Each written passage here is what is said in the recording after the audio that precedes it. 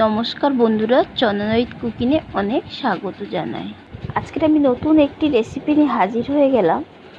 আজকের আমি মাত্র 3টে উপকরণ দিয়ে সুস্বাদু স্বাদের ডাল বানাবো।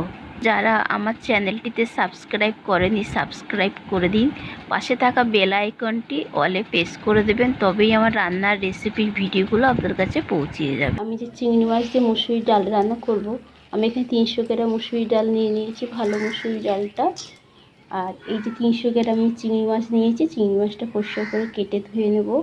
এখানে নিয়ে নিয়েছি ঝিঙে, পেঁয়াজ, রসুন, আদা, একটা টমেটো দিয়ে আজকে আমি মুসুরির ডাল রান্না করব। একটু অন্যরকম রান্না করব, ঠিক আছে?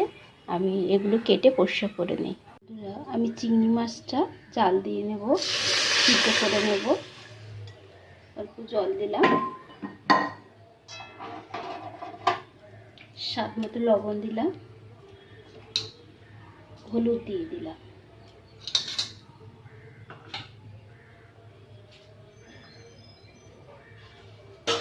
চিংড়ি মাছগুলো দিয়ে দিলাম।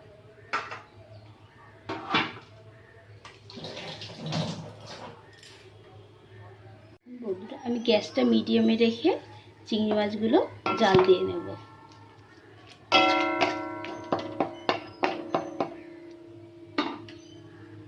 চিংড়ি মাছ সিদ্ধ হয়ে গেছে, আমি এবার নামিয়ে নেব।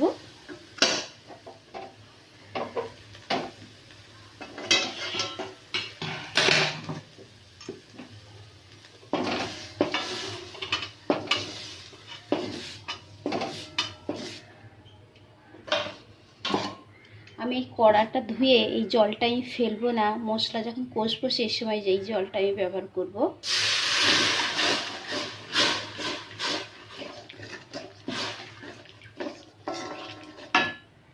সরষের তেলে রান্না করব, কিছুটা সরষের তেল আমি দিয়ে দিচ্ছি।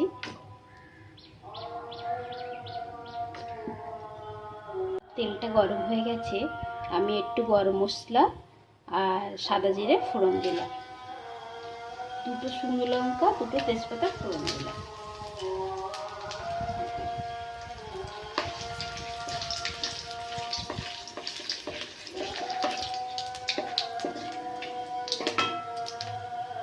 আমি পেঁয়াজ আর কাঁচা লঙ্কা দিয়ে দিচ্ছি।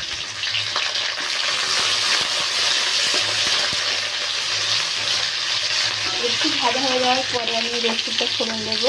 এবার আমি রসুনটা দিয়ে দিচ্ছি।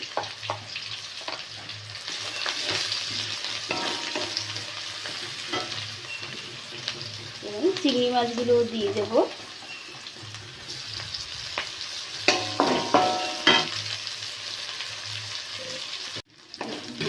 ভাজা হয়ে গেছে, এবার আমি টমেটোটা দিয়ে দেবো,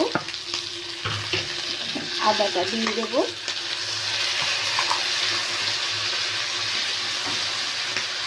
আর এক চামচ জিরে, এক চামচ ধনে নিয়েছি, দিয়ে দিচ্ছি। সামান্য একটু জল দেব।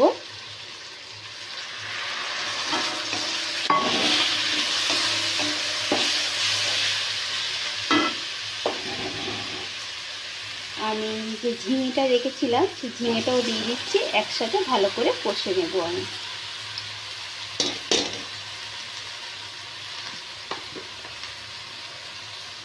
হলুদ দিলাম,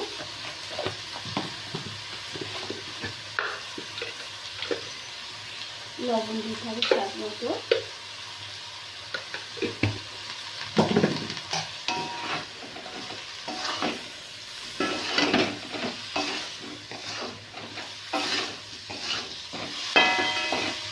ঝিঙে থেকে কিছু জল বেরোবে, আমি অল্প সামনে জল দিয়েছি। গ্যাসটা একদম ফুল দিয়ে জোরে দিয়ে আমি ভালো করে কষে নেব।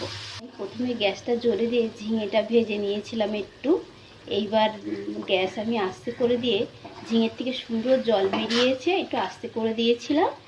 এবার আমি ঝিঙেটা ঝিঙে সুন্দর আমি কষিয়ে নেব, ঝিঙেটাও সিদ্ধ হয়ে যাবে আমার। সাইড থেকে তেল বেরিয়ে গেছে, এবার আমার ভালোভাবে মশলাটা কষা হয়ে গেছে, ঝিঙেটাও সুন্দর কষা হয়ে গেছে। এবার আমি ডাল সিদ্ধটা দিয়ে দেব।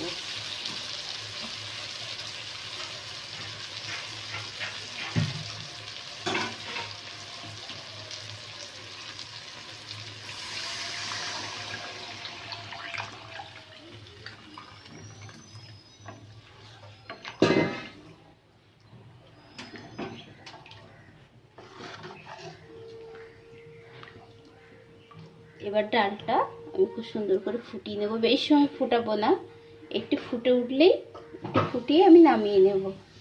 এবার একটু গোলমরিচের গুঁড়ো দিয়ে দিচ্ছি, গরম মশলা সামান্য দিচ্ছি,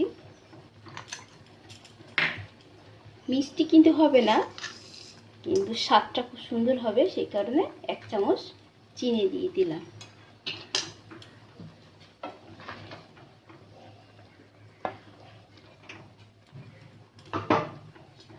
আমি আর একটু ফুটিয়ে ডালটা নামিয়ে নেব। দেখুন, আপনারা আমার মতো করে এমন করে একদিন বাড়িতে ডাল বানিয়ে খেয়ে দেখবেন, সত্যি খুব সুন্দর স্বাদ হয়, অপূর্ব খেতে হয়। একবার আপনারা বাড়িতে বানিয়ে অবশ্যই খেয়ে দেখো, তবেই বুঝতে পারবে যে সত্যি এত সুন্দর টেস্ট হয়, না খেলে আপনারা ঠিক বুঝতে পারবেন না। আমার এই রেসিপি আপনাদের ভালো লাগলে অবশ্যই একটা লাইক দিয়ে দেবেন, কমেন্ট করে দেবেন, আর বন্ধু বান্ধবীদের সাথে শেয়ার করে দিও। এখন আমার ডালটা হয়ে গেছে, এবার আমি নামিয়ে নেব। ফোড়ন দেওয়ার পরে ডাল কিন্তু অনেক সময় ধরে ফোটাতে নেই, তাহলে ফোড়নটির সেন্টটাই থাকে না। দেখুন হয়ে গেছে, এবার আমি নামিয়ে নেব।